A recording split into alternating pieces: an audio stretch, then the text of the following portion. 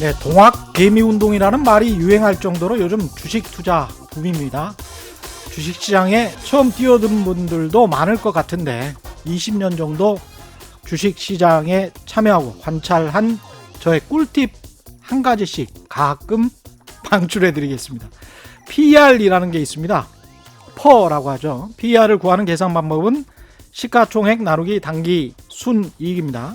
주가 수익 비율이라는 의미인데요. 단순하게 설명하자면 투자한 기업에 1년에 10억 원을 버는데 지금 시가총액은 100억 원이다. 그러면 PER 주가 수익 비율은 10배가 되는 겁니다. 이게 낮으면 저평가되어 있다. 높으면 고평가되어 있다. 또 성장 산업이냐 사양 산업이냐 업종마다 평균 퍼가 다르다. 이 정도는 아실 겁니다. 중요한 건 PER의 E, earning, 즉 기업 순이익이죠. 인터넷 포털이나 홈 트레이딩 시스템 HTS 이런 거 보면은 되게 이 PER 계산을 해놓은 게 다 지난해 순이익을 기반으로 되어 있는 경우가 허다합니다. 그러나 주식시장은 기업의 미래 가치를 반영하죠. 중요한 것은 올 연말의 이익, 내년의 이익, 올해나 내년의 순이익이 얼마나 될 것인지를 예측하는 겁니다. PER의 E, earning, 단기 순이익은 올 연말이나 내년 거다. 꼭 기억하시기 바랍니다. 지난해 돈 많이 벌었다고 앞으로 올 연말이나 내년에 돈을 그만큼 벌 것이다. 이런 보장은 절대 없습니다. 네, 안녕하십니까. 진실탐사 엔터테이너 최경련입니다. 세상에 이익이 되는 방송 최경련의 경제쇼 출발합니다. 유튜브 오늘도 같이 갑시다.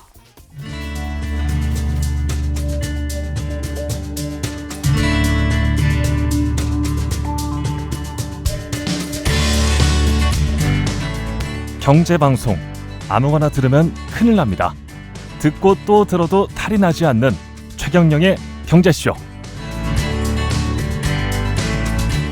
네, 많은 석학들, 외신들, 코로나19의 세계는 코로나19 이후의 세계는 그 이전 세계와는 확실히 많이 달라질 것이다. 이런 이야기를 하죠. 그러나 어떻게 변화할지 그 방향성에 대한 논쟁은 또 다양한 것 같습니다. 이에 대해서 어떤 나름의 답을 내놓은 책이 최근에 나왔습니다. 신간 언컨택트를 내신 날카로운 상상력 연구소의 김용섭 소장 나오셨습니다. 안녕하십니까? 안녕하세요.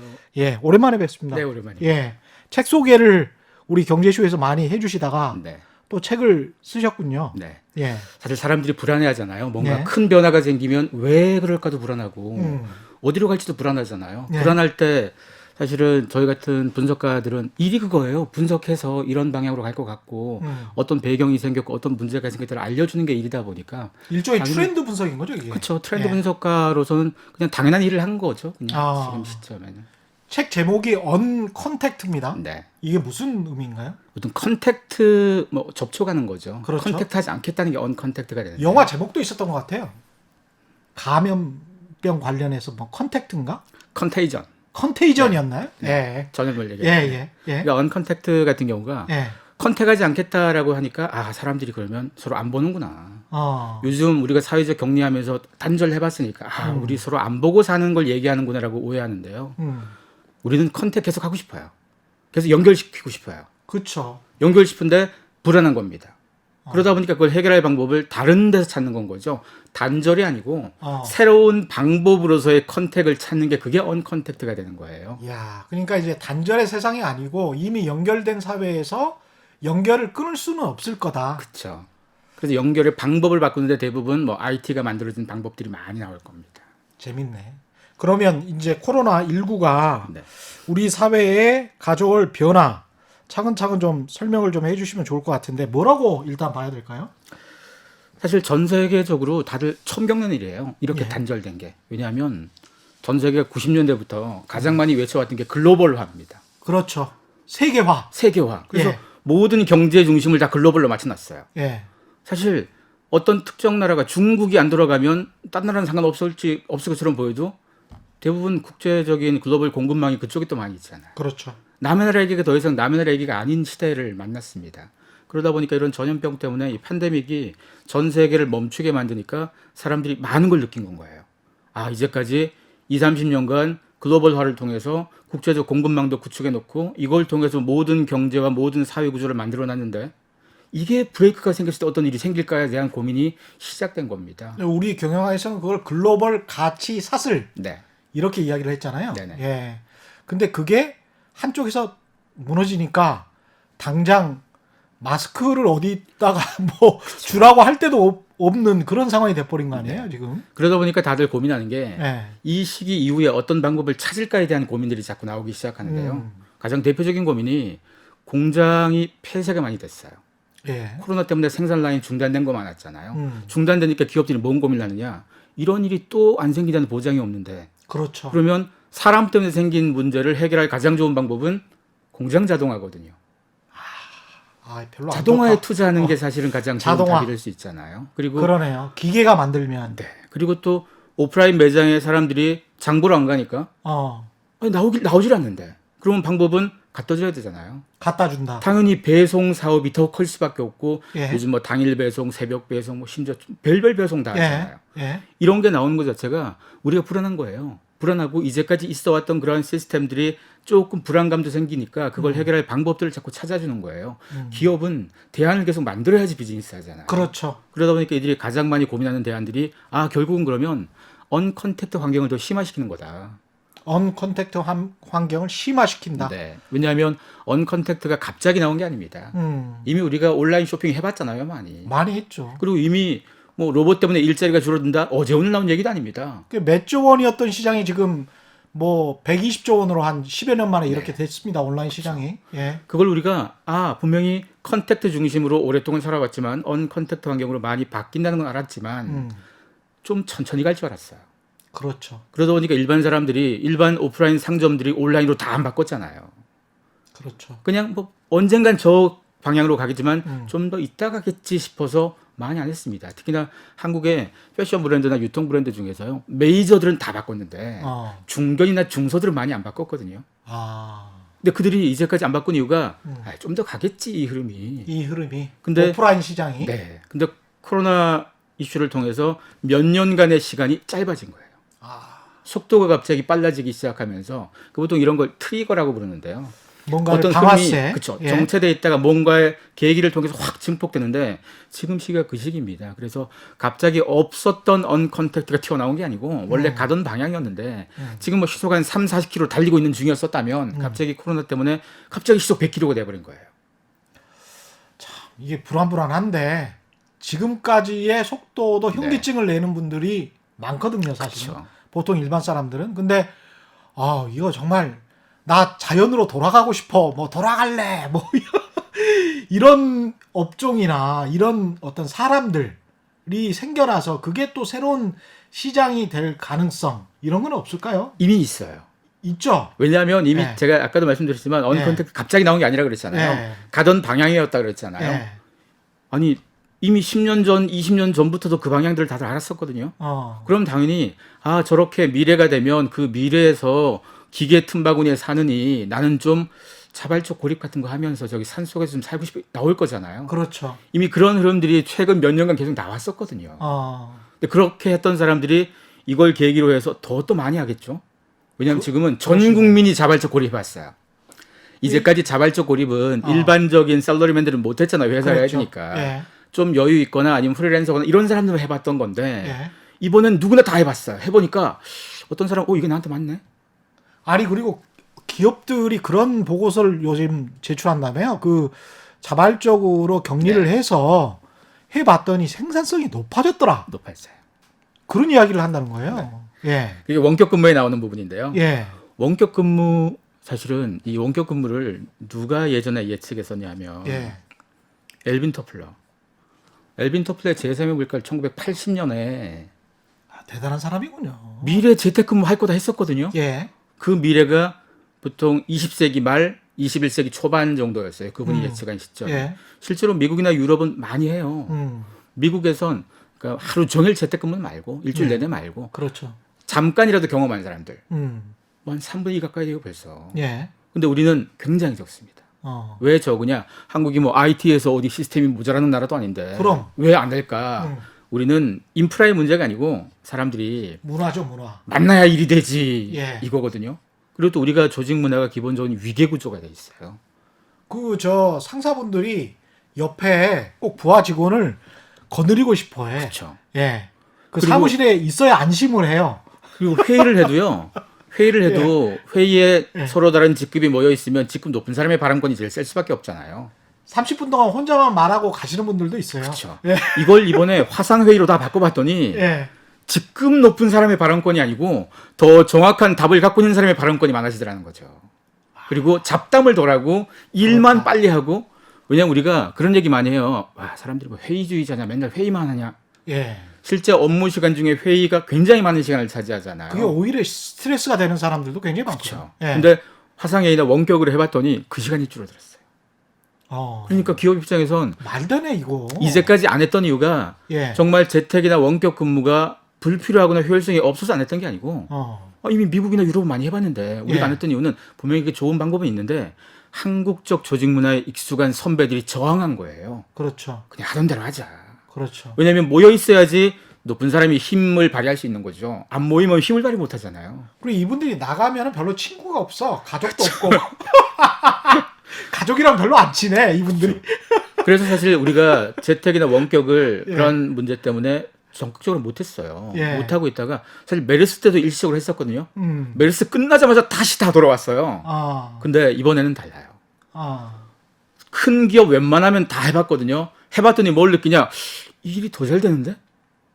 이걸 느꼈어요. 세상에 제일 무서운 게 경험이잖아요. 그렇죠. 경험하기 전까지는 아이고 가봤자 별거 없어 가지 마라고 했는데 예. 막상 해보니까 이게 또 답이 좋은 것 같아 이러면 저항을 할 사람들이 저항을 못하는 그렇죠. 거죠. 그 다음에 직업 윤리 의식이 뭐 그 정도는 다 할 수 있는 거 아니에요? 그렇죠. 그렇죠. 그리고 회사 사무실에만 있는다고 해서 생산성이나 효율성이 높아진다.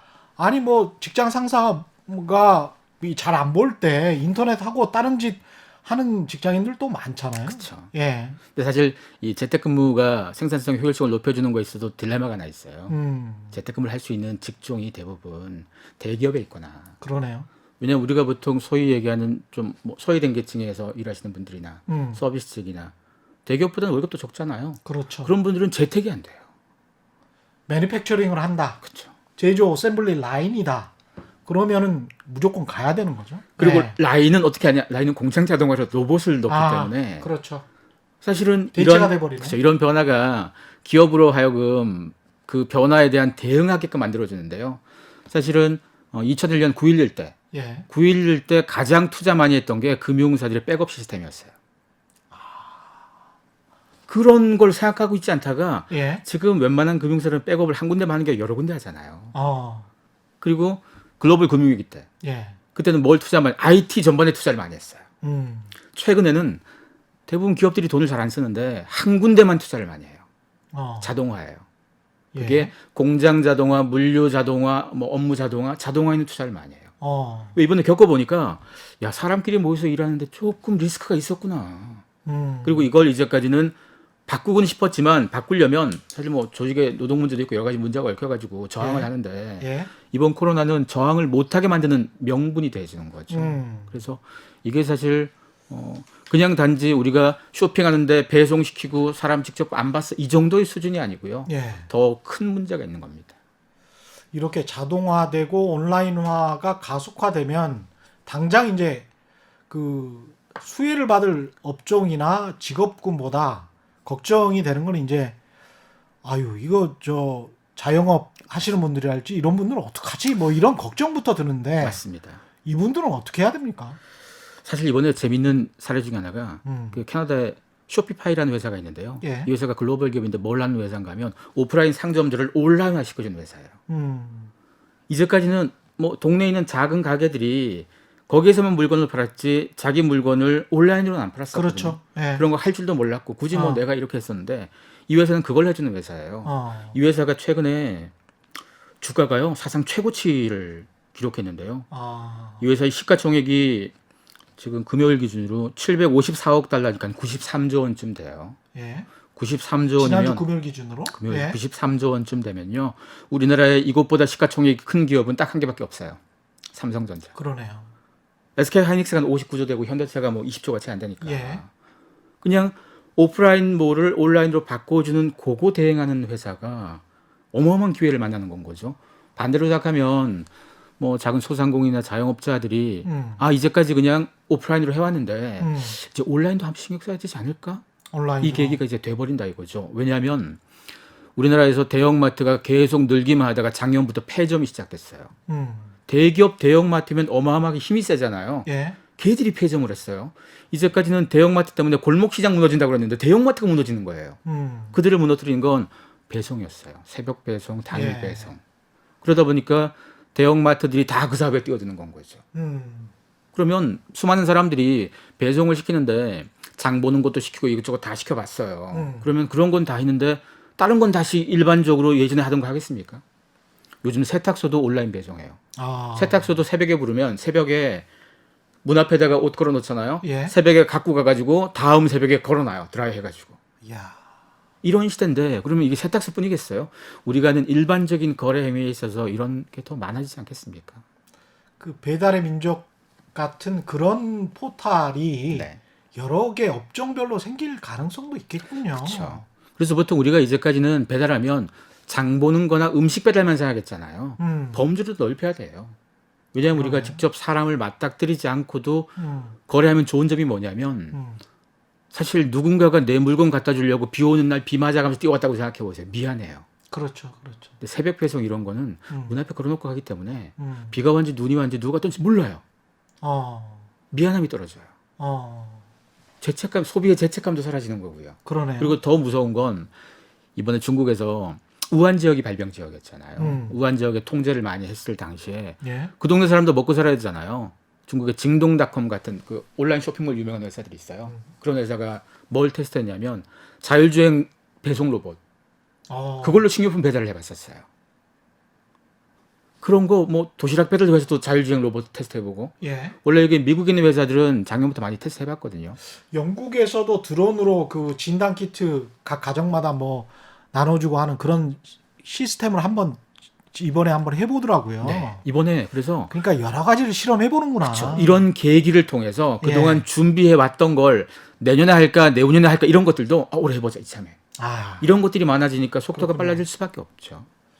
그러면은 어떻게 보면은 그 아까 온라인 그 자영업 소상공인 이 분들은 그런 식으로 좀 전환하는 방법을 찾아야 될 것 같고 빠르게 또 위기를 맞을 수 있는 어떤 분야나 직업 같은 게 이 자영업이나 이런 쪽 말고 또 어떤 쪽이 있을까요? 가장 대표적인 게요. 이번에 온라인 수업, 대학들이 온라인 수업을 많이 했잖아요. 예.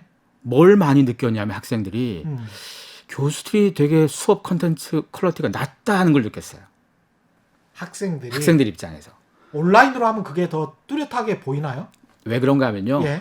오프라인 하던 걸 그대로 찍어서 올리는 게 온라인이 아니에요. 미리 따지면. 그렇겠죠. 온라인에 맞는 컨텐츠와 문법들이 있을 텐데 예. 이미 학생들은 이미 수년간 인터넷 강의로 단련된 사람들이에요. 걔들은. 학원에서도 그렇고 그쵸. 요새 일타 강사들 많잖아요. 그렇죠. 빨리 써머리하고 뭔가 알려줘야 되는데 뭐 느긋하게 하나씩 프로젝트 이런 말도 안 되죠. 그리고 또 우리나라에 사이버 대학 나온 지가 10몇 년 됐잖아요. 근데 좀 안타깝지만 사이버 대가 일반 대보다 학비가 좀 싸잖아요. 예. 사회적 인식에서 거기가 조금 더 뭐 그런 취급 받잖아요. 그렇죠. 근데 이번에 확실히 느낀 게 뭔가 하면 사이버 대학 선생님들이 콘텐츠 훨씬 좋아요. 왜? 그들은 십몇 년간 단련된 게 많아요. 이제까지 준비하면서 더 나아진 대안들을 찾았거든요. 그런데 보통 명문대 다니는 선생님들도 그런 거 안 했어요. 오프라인이 우위다. 전 세계적으로도요. 대학이 한 역사가 한 900년쯤 될 거잖아요. 야, 이게 오프라인의 권위가 허물어지는 과정이군요. 그렇죠. 보통 오프라인이라는 데가 사람이 중간에 그러니까 앞에 앉아 있고 글을 보면서 쭉 모이는 거잖아요. 예. 이게 학교의 선생도 그렇고 뭐 종교도 마찬가지, 정치도 마찬가지 누구를 중심으로 쭉 모여서 권위를 만들어내는 거였는데 예. 권위가 사라지기 시작하면 내용만 남아요. 이제까지는 저 선생 10년 전 내용 아직도 얘기하네? 이거 갖고도 권위가 있을 때는 말을 못 하다가 만약에 부장님이 저 부장님 맨날 똑같은 얘기 권위가 있을 때 말 못하다가 그렇죠. 화상으로 하고 이렇게 하니까 말을 하는 거예요. 문제 있다고. 충분히 그럴 수 있습니다. 그 보통 교단이라고 해가지고 조금 높잖아요. 그리고 선생님들이나 목사님들이나 서서 이야기를 하기 때문에 좀 높은 곳에서 네. 이게 자연스럽게 권위가 되고 그렇죠. 이걸 일종의 이제 극장식이라고 하는데 사람들은 가만히 앉아서 많은 사람들이 그 사람을 쳐다보는 그런 네. 그 공간의 배열이 그렇게 돼 있기 때문에 그 사람이 자연스럽게 올라가는 숭앙되어 보여지는 네. 그런 측면이 좀 있죠. 그렇죠. 예. 그래서 이 환경들이 바뀌게 되니까 정말 실력 있는 사람이 더 우대받고 그러니까 나이와 상관없이 경력과 상관없이 그렇군요. 그리고 예. 이번에 교회들도 뭐 원래도 온라인으로 하던 교회들이 있었잖아요. 예. 근데 다들 온라인 예배를 해봤더니 어떤 일이 생겼냐면요. 온라인 예배니까 자기가 다니는 교회 안 가도 되는 거잖아요. 저도 그런 일을 겪었는데 네. 뭐 가령 일산에 있고 분당에 있고 뭐 이러잖아요. 그러면 같은 교회 계열이면 분당의 걸 듣다가 일산 걸 듣다가 뭐 이렇게 해보는 거예요. 그러면서 목사님들 설교를 비교하게 되더라고요. 그렇죠. 왜냐하면 쭉 갔던 오프라인에서의 갔던 예. 그 공간에 충성심이 사라진 거죠. 심지어 어느 정도인가 하면요. 예. 남의 교회 것도 완전 남의 교회 것도 들어요. 아, 자기가 심지어는- 가던 교회 말고 예. 이미 더 유명한 목사님이나 더 유명한 콘텐츠 거기 걸 보는 사람 비율이 꽤 있었다는 거죠. 이번에 조사를 해봤더니 그 말은 종교가 사실은 뭐 정치도 마찬가지잖아요. 그렇죠. 정치도 뭐 되지도 않는 얘기해도 그 공간 내에서는 먹히는 게 있어도 예. 그걸 콘텐츠만 갖고 풀어보면 안 먹히는 거 있잖아요. 앞으로 그런 환경들이 더 많이 만들어지겠죠. 오프라인의 브랜드, 뭐 권위, 네. 충성심 이런 게 해체될 가능성도 있군요. 뭐 그게 코로나 이후에 완전 사라지는 않겠지만 적어도 사람들 머릿속에서 그 부분이 조금 내려오고 그러네요. 오히려 내용과 실력에 대한 부분이 좀 더 올라가고 이건 어찌 보면 사회가 좀 더 투명화되는데도 좋은 그렇죠. 환경이거든요. 그렇죠. 이제까지 언컨택트 환경들이 그래서 코로나 때문도 아니고 기술 때문도 아니고 우리의 욕망 때문으로 진화하는 거예요. 우리가 살아봤더니 끈끈이 뭉쳐가지고 불합리한 게 많았어요. 비리도 많이 저지르고 맞습니다. 해먹은 애가 다 해먹고. 근데 이 환경이 바뀌게 되면 많은 게 바뀌잖아요. 그래서 저평가됐던 사람들이나 기업들이 더 오히려 주가가 올라갈 수도 있고. 그렇죠. 그래서 이 환경들이 계속 가야 된다고는 예전부터 다 예측했던 건데 예. 저항하는 거죠. 오프라인에 힘있고 권위 있는 쪽에서 저항하다 보니까 계속 늦었던 건 거예요. 갑자기 기성 매체의 그 언론 시장, 레거시 미디어라는 것도 생각이 나고 온라인 매체들 유튜브의 어떤 득세 이런 것도 생각이 나고 그러네요. 1인 미디어가 굉장히 폭발적으로 성장을 하지 않습니까? 그렇죠. 그래서 사실 이 변화가 뭐 KBS도 남의 일이 아닌 거죠. 사실. 이게 전혀 남의 일이 아니에요. 그렇죠. 우리 굉장히 이 심각한 일이 되는 거죠. 산업적으로 보면 이거는 뭐 언론 시장에서는 굉장히 큰 일이죠. 그쵸. 예. 그리고 보통 이번에 이런 얘기를 많이 했었어요. 그래도 코로나 지나고 나면 뭐 다시 돌아가겠지. 예. 이런 얘기를 할 때 금융회사 뭐 주로 보험사건, 은행이건 금융사의 수장들이 회장님들이 한결같이 똑같은 얘기했어요. 절대 안 그럴 거다. 이미 소비자가 이런 디지털 비대면 환경에 익숙해지고 있는데 더 편한 걸 알았는데 왜 돌아가냐 이거죠. 그렇죠. 습관 바꾸기는 또 쉽지 않습니다. 그렇죠. 예. 그리고 이제까지 뭐 금융 서비스가 핀테크나 이런 비대면 환경으로 많이 못 바꿨던 이유가 바꾸자고 해서도 바꾸려면 기존의 걸 좀 많이 또 없애야 되거든요. 그렇죠. 거기서 또 저항이 생겨서 그렇죠. 많이 못했는데 이번에 많이 바꿨으니 어. 다시 돌아갈 필요는 없어요. 그들 입장에서는. 그렇죠. 그래서 금융기관 우리나라 정말 친절하기 때문에 가면 모든 걸 다 해주니까 어르신들 같은 경우는 굳이 온라인으로 뭔가를 하려고 하는 요인들이 좀 없었죠. 그렇죠. 사실 이런 변화가 그냥 산업의 변화가 아니고 이 산업으로 말미암아 우리의 일상이 바뀌는 거잖아요. 그러네요. 그리고 현금 없는 사회 이것도 뭐 유럽의 여러 나라가 계속 해오고 있고 우리도 꽤 많이 줄이고 있는데요. 예. 지금 스웨덴 같은 경우는 현금 없는 사회를 지향하다가 뭘 했냐면 브레이크를 걸었어요. 너무 현금 없애서 ATM이 없어지니까 소외계층들이 말 그대로 언컨택트 디바이드를 겪는 거예요. 예. 아니 이 사람들은 돈으로 뭘 해야 되는 사람인데 디지털도 잘 못하시니까 그래서 오히려 ATM기를 이제는 덜 줄이고 좀 늘리자 이런 얘기까지 나왔거든요. 이미 그들은 웬만큼 끝까지 줄여넣으니까 이 얘기가 나오는 건데 아직 우리는 줄이자는 얘기 더 할 거거든요 분명히. 그리고 이렇게 환경이 바뀌어서 현금 없는 사회에서 사실은 그냥 편의만 얘기하는 게 아니잖아요. 예. 인도가 현금 없는 사회를 지향하면서 했던 배경이 그 음성자금 예. 부분이잖아요. 그렇죠. 그렇죠. 현금이 안 오가고 디지털로 다 숫자가 오가면 뇌물을 어떻게 줘요? 뇌물 준 게 다 근거가 남는데. 그렇죠. 예. 그러니까 이런 변화가 어찌 보면 사회가 투명화돼 가고 사회가 좀 더 진화돼 가는 과정이라고 보셔야지 코로나 때문에 일시적으로 우리가 사람을 멀리하고 두려워서 이렇다는 거는 그건 일종의 하나의 현상일 뿐이라는 건 거죠. 그게 이제 더 촉발시키고 아까 말씀하신 대로 트리거, 방아쇠가 돼서 네. 이걸 훨씬 더 빨리 가게 만들었다. 그렇죠. 왜냐하면 예. 모든 사회는 백지가 아니에요. 이미 그림이 그려져 있다 보니까 있는 그림들이 새로운 그림을 막아요, 자꾸. 이게 백지였으면 변화가 되게 쉬운데요. 그렇죠. 그게 안 돼요. 그래서 보통 변화는 모두에겐 이득이 아닙니다. 그렇죠. 변화 때문에 손해보는 사람도 어마어마하게 많아요.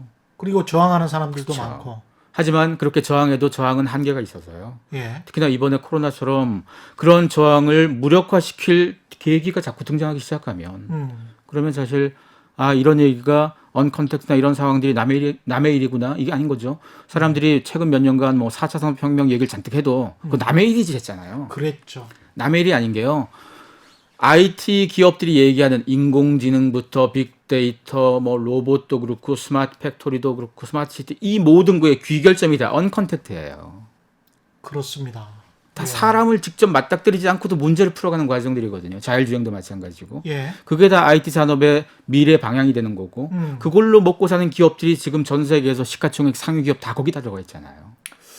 그러니까요. 참 이런 거 생각해 보면 이 언컨택트의 시대에 사람들이 그 어떤 패러다임이 바뀐다면 우리 왜 부동산 시장 같은 경우도 상상력을 발휘한 겁니다. 지금 이거는 꼭 맞을지 뭐 틀릴지는 모르겠는데 직주 근접형 부동산이 각광을 받는다. 최근 몇 년 동안 계속 그 이야기 했잖아요.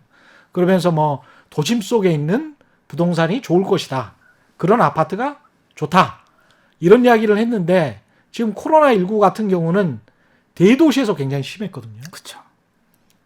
그 미국도 마찬가지고 그래서 대도시에 사는 게 그렇게 안전하지는 않구나 이런 생각을 좀 하게 될 것 같고. 그렇죠. 그러니까 사실은 코로나 같은 이런 전염병이 과거에 비해서 최근에 훨씬 더 많아지는 이유가요. 기후변화하고도 밀접한 문제잖아요, 이게. 그렇죠. 우리가 환경하고 상관없는 문제라고 오해하면 안 되잖아요. 우리가 점점 생태계를 파괴하면 할수록 우리가 야생과 더 가까워지게 됐어요, 자꾸. 그렇죠. 야생 동물과 접할 기회가 더 많아지게 되면서 최근에 발생하는 전염병은 대부분 인수공통 전염병이 많은 거죠. 그렇죠. 그리고 기후 문제가 어떤 일을 초래하냐면요. 기온이 올라갈수록 모기의 서식지가 확장이 돼서요. 사실 우리가 코로나만 주목해서 그렇지 여전히 말라리아로 죽는 사람이 코로나보다 훨씬 많거든요. 예. 근데 말라리아를 매개하는 모기가 살 수 있는 지역이 더 늘어나요, 계속. 그렇습니다. 예. 그러니까 이런 문제가 기후변화에 소극적으로 이제까지 대응해 왔던 것이 주는 교훈이고요. 또 하나가 도시화. 다 도시에 과거 점점 도시에 모여 살죠. 그렇죠. 그리고 세계화. 과거에 비해서 지금은 뭐 지금이야 중단됐지만 그 직전까지만 해도 전 세계 누구든 해외를 막 돌아다닐 수 있었잖아요. 당연히 문제가 생긴 전염이 옮기기도 쉬워졌고 세계화, 도시화, 뭐 기후변화 대응 소극적 이 세 가지 이슈가 결국은 이런 뭐 사단을 만들어냈다면 이게 단기간에 풀 수 있는 문제가 아니잖아요. 그렇죠. 꽤 시간이 걸릴 겁니다. 예. 그 말은 언컨택트 사회가 우리 일상에서의 꽤 오랫동안 많은 걸 변화시킬 수밖에 없다는 거고요. 우리가 코로나가 이러다가 잠깐 끝나고 돌아갈 수 없는 이유가 그거예요. 그런 문제가 잠깐으로 해결 못하기 때문이에요. 그렇죠. 그리고 이런 비슷한 또 바이러스가 앞으로도 계속 발생할 가능성은 높다라는 것에는 거의 대부분의 전문가들이 동의를 하고 있는 상황이기 때문에 노동시장은 어떻게 변할 것 같습니까? 노동시장은? 사실 노동시장에서 가장 안타까운 것 중에 하나가요. 예. 사실 대기업들은 그나마 뭐 격리도 하고 뭐 이렇게 쉬어도 예. 월급도 좀 조금 나오고. 그렇습니다. 근데 그렇지 못한 사람들은 사실은 쉬는 것 자체가 사실은 예. 생계가 중단되는 거예요. 뭐 특수 고용직도 있을 수 있고요. 그렇죠. 예. 그리고 이번에 수많은 기업들이 특히나 소비재, 내수와 연관되고 서비스와 연관되는 기업들은 사실 그 중단되는 기간 동안 매출이 다 사라지고 그리고 잠시 쉬어가 아니고 사실은 다시 못 돌아올 분들이 많으실 수밖에 없는 건 거죠. 예. 그리고 이미 우리 사회가 성장은 돼도 고용은 없는 시대라는 건 벌써 받아들였잖아요, 뉴노멀을. 그렇죠. 예. 마찬가지일 거예요. 지금 이 상황이 지나가면 많은 기업들이 노동의 문제를 사람이 아닌 자동화의 역할로 많이 돌릴 수밖에 없는 이유가 이번에 겪어봤잖아요. 이런 문제 때문에 공장이 멈추고 서비스가 멈춰졌다는 것을. 그래서 예.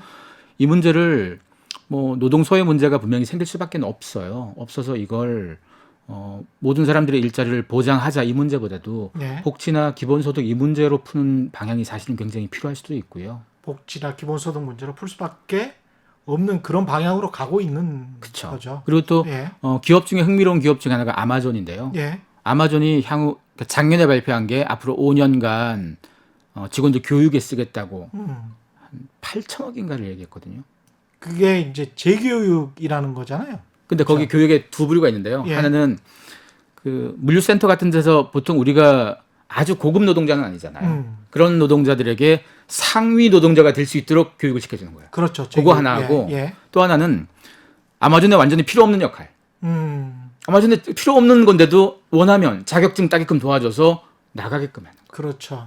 왜냐하면 점점 사람은 잘 들어오고 잘 나가고가 잘 되는 회사가 잘 굴러가는 회사가 돼버릴 수밖에 없다 보니까 들어온 사람 잘 키우고 잘 나가게 도와주고 이걸 하는데 돈을 1인당으로 치면요. 1인당 거의 한 800만 원씩 투자하는 거예요. 그러니까 발상을 많이 전환시킨 거네요. 그 사람을 계속 잡아두려고 하지 않고 좀 더 하이 퀄리티의 잡, 그러니까 고품질의 잡을 잡을 수 있도록 그런 직업이나 직종을 잡을 수 있도록 옆에서 회사가 도와주는 거네요. 그렇죠. 예. 사실 이건 코로나와 상관없이 이미 생긴 일이에요. 작년부터 나왔던 일이고 예. 이미 수많은 기업들이 이 방향으로 가고 있었어요. 당연히 국내 기업들도 여기에 대한 투자를 더 하실 필요가 있어요. 사실은. 그렇습니다. 예. 왜냐하면 그런 투자 없이 그냥 자동화로 돌리고 하는 것이 굉장히 위험하잖아요. 대학에서 그런 교육을 시켜주면 좋을 텐데 사실은 미국도 그렇고 한국도 그렇고 기업이 원하는 그 수요를 늘 그렇게 맞추는 대학 교육이라는 거는 좀 상상하기 힘들죠. 불가능해서요. 그렇죠. 이미 예. 그 애플 팀 쿡 CEO가 몇 해 전에 했던 얘기가 대학 졸업장 가진 사람 필요 없다. 4년간 돈하고 시간은 들어가는데 우리한테 필요한 건 아무것도 안 배운다. 그냥 코딩 우리한테 필요한 거 배우는데 그만큼 시간도 안 걸리는데 왜 쓸데없는데 시간을 쓰냐. 이런 뉘앙스였거든요. 예. 이미 미국에선 그런 걸 주장하는 CEO가 많아요. 예. 바꿔 얘기하면 대학은 한 900년 전 모델이에요. 그렇습니다. 900년 전 모델을 지금 시대에 계속 우겨가지고 계속 버티게 하는 것도 넌센스라는 건 거죠. 그렇습니다. 대학이라는 게 이탈리아에서 처음 그쵸. 그 태어나서 옛날 건데. 그 옛날에 900년 전에 태어나서 지금까지 근근히 버티고 있는데 물론 필요한 교육이죠. 어떤 사람들한테는. 그쵸. 근데 이제 지금 산업 기술 쪽으로는 약간 좀 많이 동떨어져 있지 않나 그런 생각도 사실 듭니다. 대학도 그런 환경들을 유지하는 이유가 음. 산업에 더 좋은 답을 찾지 못해서가 아니고요. 예. 이제까지 해왔던 기득권을 유지하기 위해서잖아요. 대학이 학생만 가르치는 게 아니잖아요. 스포츠 팀도 있고 대학이 막 수익 사업도 하고 건물도 짓고 엄밀히 따지면 대학이 좋은 학생 키우는 공간이 더 이상 아닌 거잖아요. 뼈를 때리시네. 오늘 완전히 오랜만에 나오셔서 탁월을 하고 계십니다. 그래서 이번 기회를 통해서 예. 이런 부분들이 사실 계속 제기가 됐지만 예. 힘이 세다 보니 계속 저항해 왔던 거잖아요. 그렇습니다. 저항해 왔다면 예. 예. 이런 계기를 통해서 그 저항감을 자꾸 이제 좀 깨는 기회가 온다는 거죠. 그래서 코로나19가 우리에게 뭐 모든 사람을 좀 불행하게 만들고 곤란하게 만들었습니다만 예. 변화라는 관점으로 보자면 좋은 트리거가 돼주고 있다라는 걸 생각해 볼 필요가 있습니다. 코로나19를 계기로 기술적인 진화가 아주 쉽게 사회적으로 용납이 되고 허용이 되고 이거 한번 해보자. 해보니까 좋다. 뭐 이런 다른 것들이 있을까요? 가장 대표적인 예. 게 자율주행 자동차 같은 게 되는 거죠. 자율주행 자동차가 예. 계속 테스트를 하고 했지만 좀 더뎠어요. 더딘 이유가 이게 사람이 타는 거기도 하고 예. 이것저것 이제까지 있던 기득권도 얽혀 있는 게 있고 또 기술 수준의 한계도 있고 근데 이참에 느낀 건 거죠. 사실 코로나 발병 지역 특수한 폐쇄된 지역에는 아니 자율주행 차량이라도 갔어야지 그래도 거기 있는 사람들이 먹죠 밥을. 드론이라도 날려야지 거기 있는 사람들이 밥을 해 먹죠. 그러네. 그런 거 없이 사람이 못 들어가만 막아두면 방법이 없잖아요. 그러네요. 그래서 예. 이 부분들이 전향적으로 좀 관점의 좀 변화가 좀 필요한 게요. 완전히 뭐 100% 안전해질 때까지는 막을게 이보단 예. 어느 정도 좀 되면 조금 풀어서 이제 방법을 좀 찾아볼래? 이 방법들이 사실은 더 득세할 수밖에 없고요. 이런 기업들이 이미 오래전부터 다들 준비해온 기업들이 많아서 예. 제일 속상한 게 이런 걸 준비 잘한 기업들이 당연히 기회를 더 많이 가져갈 거잖아요. 예. 그런 기업들이 한국 기업들이 그렇게 많지는 않잖아요, 사실은. 우리 기업들은 지금 이런 측면에서 어떤 대비를 하고 있는지 좀 조사를 해보셨습니까? 물론 기업들도 이런 부분들을 코로나 있기 이전에도 계속 대비는 했었어요. 예. 왜냐하면 가야 될 방향이니까. 예. 그렇지만 새로운 비즈니스를 풀어나가는 데 있어서 그 나라의 정책도 한계가 있고요. 우리나라에서 못하는 것도 굉장히 많잖아요. 예. 가장 대표적인 게 원격 의료 같은 거. 원격 의료. 예. 이번에 한시적으로 조금 뭐 풀어놓긴 했었지만 그랬죠. 예. 전 세계적으로도요. 뭐 주요 선진국이나 큰 나라들 중에서 이거 못하게 한 나라 정말 몇 개 우리밖에는 아니어도 사실 많지는 않거든요. 예. 미국 굉장히 열심히 원격 진료에 대해서 투자했잖아요. 10년 전부터. 예. 이런 것도 뭐 의사와 누군가의 이해관계 이 문제가 아니고 좀 더 원활한 의료 서비스를 만들기 위한 방법에 대한 답을 우리가 지지해 줘야 되는 거잖아요. 근데 사회가 어떤 특정 이해관계나 아니면 뭐 정책의 한계 이런 것 때문에 그거 지나는 속도를 좀 더디게 만들면 그럼 당연히 그거 할 수 있는 기업들도 국내에서 못 하잖아요. 예. 그래서 기업들도 이런 걸 사실 대비에 대한 부분이 고려가 안 된 게 아니에요. 고려된 게 많지만 국내에서 못하는 게 너무 많았던 것도 있다 이거죠. 그래서 예. 이런 부분들도 뭐 정책의 변화도 이번 계기를 통해서라도 더 많이 나올 필요가 있을 거고요. 그렇군요. 그 오피스 같은 경우도 직장이 그렇게 물리적인 공간이 별로 그렇게 필요하지 않다면 네. 큰 건물이나 큰 빌딩 이게 점점 필요하지 않는 세상, 오피스 풀이 되는 세상 그런 세상이 올 수도 있는 겁니까? 그렇죠. 사실 오피스프리하는 대표적 기업 중에 하나가 미국의 오토매틱이라는 소프트웨어 회사가 있는데요. 예. 이 회사 기업 가치가 한 30억 달러쯤 되는데요. 예. 한 1,100명 정도의 직원이 70개국에 나가서 일하는데 글로벌 기업인데요. 예. 사무실이 없어요. 다 각자 알아서 뭐 누군가는 집이 편하면 집에서 하고 누군가는 카페가 편하면 카페에서 하고 누군가는 나는 그래도 공유 오피스가 편하고 다 빌려줘요. 집에 있으면 집에 들어가는 가재도구까지 사주고 카페에 있으면 커피까지 대줘요 회사가. 그거 해줘도 사무실 빌리는 것보다 싸다 이거예요. 그렇겠습니다. 사실 더 놀라운 건 도심의 오피스 그 가격이 굉장히 비싸니까. 그렇죠. 더 놀라운 건 이 회사가 사람 뽑을 때도 비대면으로만 뽑아요. 보통 사람 뽑는데 한 5개월 걸린대요, 이 회사가. 예. 아니 우리는 서류 내고 면접하면 금방인데 뭐 5개월 걸려? 이 회사는 서류 보고 면접한 다음에 일을 시켜봐요. 비대면으로? 비대면으로. 프로젝트를 주고 개발시켜봐요. 돈을 줘요, 그리고. 돈 주고 개발시켜보고 그 결과물 가지고 평가를 하는 건데요. 놀라운 건 비대면이니까 화상 통화하면서 면접하거나 일한다고 생각하죠. 예. 텍스트로 채팅해요. 텍스트로? 네, 얼굴을 안 봐요. 이게 하면 좋은 점이 뭔가 하면 이 회사가 예. 외모도 그렇고요. 인종도 그렇고요. 예. 선입견이 매겨질 수 있잖아요. 예. 그런 부분들을 다 없애는 거예요, 이 회사가. 그래서 능력 위주로만 일시키는 거예요. 근데 뭐 어떤 약간의 꼼수를 부린다거나 치팅을 한다거나 이 평가가 제대로 될 수 있을까 그런 우려도 있는데. 그렇죠. 그 우려를 이렇게 얘기할 수 있는 거죠. 예. 이 회사가 매년 성장하고 있고 기업 가치가 4년 전에 10억 달러짜리가 지금 30억 달러가 됐거든요. 그 말은 아니 그렇게 비대면으로 해서 장사가 안 되면 그거 해보니까 별거네 이렇게 할 텐데 장사가 잘 돼요. 좋은 인재를 뽑았던 거네요. 그렇죠. 왜냐하면 뽑는데 5개월 투자하거든요.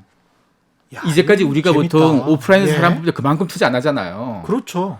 뽑아놓고 뭐 잘 못하면 막 가르치고 이런 건데 그 회사는 가르치고 이 과정이 굉장히 어렵잖아요. 그래서 뽑는 데다가 굉장히 공을 들여요.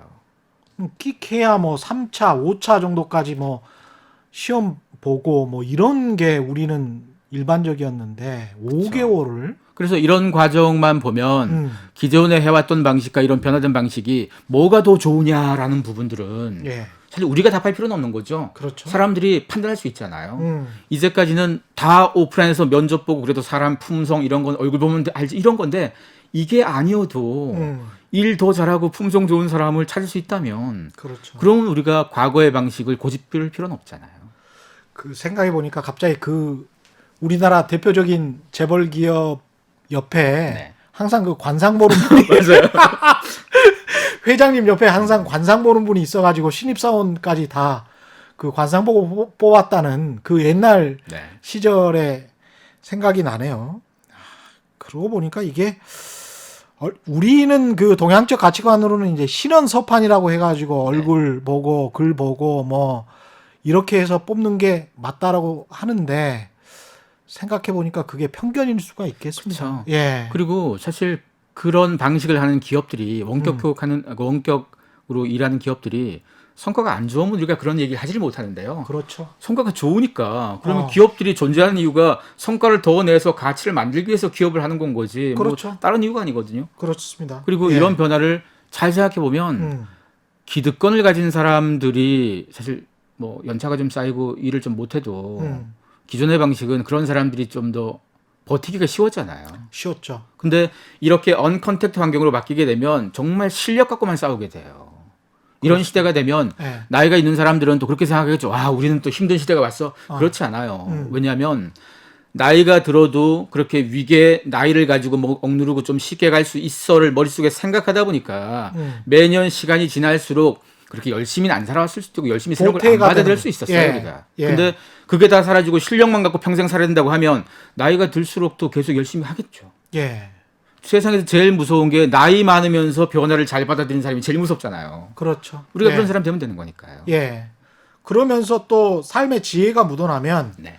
그게 현명해지는 것이고 그런 현명함은 그 젊은이들이 또 갖지 못하는 것이기 때문에 그런 그쵸. 측면에서는 또 유리할 수 있습니다. 삶의 경험이. 그렇죠. 그래서 예. 사실 이런 변화라는 게 생기면 뭐 자기가 안 했던 걸 해야 되니까 괜히 싫을 수도 있어요. 사실 뭘 배우는 것도 싫고 그냥 하던 대로 하는 게 좋다 있는데요. 예. 이참에 그 고집을 버리고 변화를 받아들이기 시작하면 자기가 원래 가졌던 장점에다가 변화까지 받아들이면 살아갈 수 있는 계속 무기가 만들어지잖아요. 그래서 우리가 변화가 나타났을 때 어떻게 대응하냐에 따라서 그 사람이 그걸 넘어설 수 있냐 없냐가 갈려지는 거잖아요. 예. 일반적으로 위기는 기회다 이런 말 있죠. 예. 그 거짓말이에요. 위기는 위기예요. 위기가 어떻게 기회입니까? 그렇죠. 위기가 기회가 되려면 예. 준비한 사람만 위기가 기회예요. 예. 준비 안 한 사람은 죽어도 그냥 위기는 위기예요. 그렇습니다. 그래서 이런 변화를 그냥 이참에 코로나 때문에 생겼다 이게 아니고 사회가 원래 이 방향으로 가던 거였는데 코로나 때문에 속도를 높였으니 이제까지 우리가 놓쳤던 부분까지 이런 흐름들을 한번 공부도 해보고 좀 더 우리가 받아들여보고 이런 태도가 좀 필요할 것 같습니다. 유연성, 적응력 이게 굉장히 중요할 것 같고 근데 이제 바이러스와 관련해서 우리가 미국이든 한국이든 똑같이 나오는 통계가 가난한 사람들 네. 그리고 나이 드신 분들 사회적 약자들이 더 공격을 게 취약했다. 예, 이거는 어쩔 수가 없는 건데 어쩔 수 없어요. 이거는 국가적으로 뭔가 보호를 해 줄 수밖에 없다. 그래서 공공의료 쪽으로 더 전 세계적으로 갈 수밖에 없다. 그런 트렌드도 나올 것 같습니까? 어떻습니까? 예. 사실 이번에 양극화가 보통은 양극화하면 돈 문제로만 생각했거든요. 예. 양극화가 목숨하고도 연결돼 버렸어요. 그렇죠. 부자들은 좀 더 안전한 환경에 살고 격리를 시켰더니 부자들은 별장가 있고 그렇죠. 이런 네. 것 자체가 사실 양극화라는 걸 더 이상 경제 문제로만 바라볼 수가 없는 거다 보니까 국가가 여기에 대해서는 더 집중해서 답을 찾을 필요가 있는 게요. 복지의 문제가 사실은 소외계층의 복지만 생각할 필요가 있는 게 아닙니다. 이제는 예. 전방위적 복지도 필요하고 그리고 이런 기술 환경에 보통 언컨택트 디바이드라고 그래서 이런 격차를 가장 많이 느낀 사람들이 누군가 하면요. 노인들이에요. 그죠. 예. 노인들이 격차가 제일 심해요. 보통 소외계층을 노인, 농어민, 그다음에 장애인, 그다음에 돈 없는 예. 저소득층 예. 이 네 그룹으로 보는데요. 이 네 그룹에서 디지털 디바이드나 언컨택트 디바이드를 한번 보면 노인층이 압도적으로 높아요. 그리고 노인과 농어민은 사실 거의 붙어 있는 거잖아요. 그러네요. 아, 그렇습니다. 예. 농어촌에 아무래도 노인 분들이 많이 사시니까. 그리고 예. 저소득층이어도 젊으면 디바이드가 없어요. 왜냐하면 새로운 기술 다 받아들였으니까. 예. 그러니까 지금 시대는 이런 문제들에 대해서도 사실 정부가 적극 개입해야 되는 거죠. 그래서 예. 이런 디바이드를 해소하기 위한 다양한 교육 프로그램부터 다양한 콘텐츠를 만들 필요도 있고요. 음. 이게 사실 디지털 디바이드도 계속 해왔었잖아요. 예. 디지털 디바이드와 언컨택트 디바이드가 사실 연결돼요. 왜냐하면 지금 우리가 겪는 언컨택트 현상들이 디지털 기반으로 많이 이루어지다 보니까 예. 이런 부분들은 앞으로의 복지에서 굉장히 중요한 축이 이것도 들어가야 돼요. 이제까지 복지하면 뭐 보건하고 먹는 거 이런 거 위주였다면 예. 여기에다가 이젠 정보에 대한 부분. 예. 왜냐하면 이런 디바이스를 뭐 새로운 기계나 IT 문명을 쓴다, 스마트폰으로 뭘 본다 이거 갖고 안 돼요. 그걸 써서 비즈니스를 할 수 있게 만들어줘야 되잖아요. 그렇죠. 지금 시대에 단지 스마트폰 들고 유튜브만 본다고 살아갈 수가 없잖아요. 그렇죠. 이걸 통해서 할 예. 수 있는 모든 걸 하게끔 수준을 국민을 다 비슷하게 높여줘야지. 유튜브를 소외되지 않는 보든 뭐 뉴스를 보든 간에 그거를 또 식별할 능력, 그게 참인지 거짓인지 식별할 능력도 있어야 되는데 그게 그렇죠. 이제 미디어 리터러시인데 그게 또 만만치 않습니다. 네. 예. 그 사실 개개인들이 접할 디지털 환경들이 점점 더 많아지는 거예요. 앞으로의 사회가. 더 많아지게 되면 그와 연관되어서 국가가 책임져야 될, 국가가 좀 감당해야 될 게 예. 뭐 양극화에 대한 부분도 그렇고 이런 디바이드 격차를 해소하는 부분도 그렇고 그리고 복지에 대한 범위를 좀 전방위적으로 넓혀서 뭐 기본소득에 대한 논의까지도 왜냐하면 이런 문제가 당장 적극적으로 논의가 시작돼야 될 수밖에 없는 이유가요. 미래는 이 방향으로 갈 수밖에 없거든요. 그렇죠. 그래서 그게 코로나 문제도 그래요. 지금 기업들 중에서 이걸 대비한 기업과 안 한 가장 결정적 기업이요. 그 대형마트 중에 제일 유명한 두 개가 있는데요. 예. 한 회사는 작년 말쯤까지 해서 이런 배송 이런 것들 다 세팅해 놨어요. 근데 한 기업은 이제 이달 말쯤에 다 이게 오픈하거든요. 이달 말에 네, 이달 말에. 원래 한 3월쯤에 하려고 그랬는데 좀 늦어져가지고 이달 말인데요. 특수 그 다 몇 지나고 달 난다. 차이쯤 보이잖아요. 근데 그 몇 달 차이에 큰 돈이 왔다 갔다 이 문제보다도 그 예. 몇 달 동안 그쪽 서비스에 더 익숙해져 버렸잖아요, 사람들이. 그쪽 웹사이트에 또 아니 그쪽에 뭐 새벽 배송이고 당일 그렇죠. 배송하는데 더 익숙해져 버렸으니 예. 사람들은 익숙한 거 큰 불편 없으면 계속 가거든요. 그렇죠. 예. 그러면 그들은 몇 달간의 돈만 잃어버린 게 아니죠. 어. 길게 보면 더 큰 걸 잃어버린 거죠. 그 몇 달 차이에요, 사실은. 이것도 고객들. 예. 코로나 이슈가 생기기 이전에 준비는 해야 되는데 우리는 그럼 내년쯤에 하자. 만약에 그때 그러지 않고 더 빨리 해가지고 작년에 해 이렇게 썼으면 달라질 수도 있겠죠. 이런 경우만 있는 게 아닙니다. 그러네. 최근에 예. 그 던킨 던킨 도너츠. 도나츠. 예. 이 회사는 장사가 잘 돼요. 왜요? 이게 말도 안 되는 게 이 예. 회사는 투자 의견도 지금 상향 조정됐거든요. 왜 이러지? 이 회사가 예. 작년에 이름을 바꿨어요. 뭐? 던킨 도너츠에서 던킨으로 도너츠를 뺐어요. 던킨으로만. 네. 예. 빼고 이 회사에 커피나 이런 음료 위주로 라인업을 짰는데요. 이 회사가 그동안 뭘 많이 했냐면 픽업 서비스를 보통 드라이브스루 해놓은 거랑 그다음 컵사이드라고 내가 차 몰고 가면 그러니까 미리 모바일로 주문해 놓으면 예. 차 몰고 가면 점원이 그 두고 나와요. 들고 나와. 네. 예. 그리고 그냥 매장에 들어가는 것도 내가 미리 모바일로 주문해 놓으면 가서 들고 나오기만 하면 돼요. 보통 이번에 코로나 때문에 예. 매장에 앉아서 먹는 게 안 됐잖아요. 그럼 당연히 이전에 이런 거를 했었군요. 다 했어요. 예. 이러다 보니까 이들이 코로나가 올 줄 알고 한 게 아니잖아요. 이게 가야 될 방향이라서 한 거예요, 그냥.